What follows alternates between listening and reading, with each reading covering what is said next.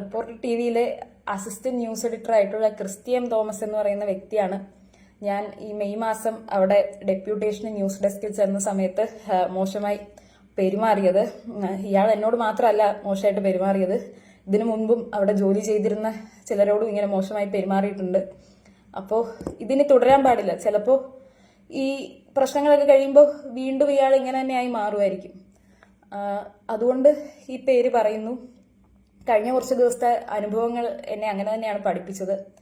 ഞങ്ങൾ രണ്ടുപേരും മീഡിയ രംഗത്ത് ജോലി ചെയ്യുന്നവരാണ്, നമ്മുടെ സുഹൃത്തുക്കളും മീഡിയ രംഗത്ത് ജോലി ചെയ്യുന്നവരാണ്. അപ്പോൾ അവരോടൊക്കെ ഇയാളുടെ പേരറിയുമ്പോൾ പല കഥകളാണ് ഇയാൾ ഇപ്പോഴും പറയുന്നത്.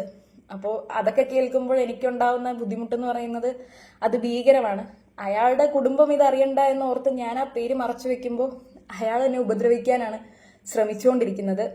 എന്തായാലും ഇതിൽ നിന്നൊക്കെ എനിക്ക് ഒരു പ്രോപ്പർ ട്രാക്കിലേക്ക് വരണം. അപ്പം അതിന് ഈ വീഡിയോ ചെയ്യുന്നതും എന്നെ സഹായിക്കും എന്നാണ് ഞാൻ കരുതുന്നത്. അതുകൊണ്ടാണ് ഈ സമയത്തും വീഡിയോ ചെയ്തത്.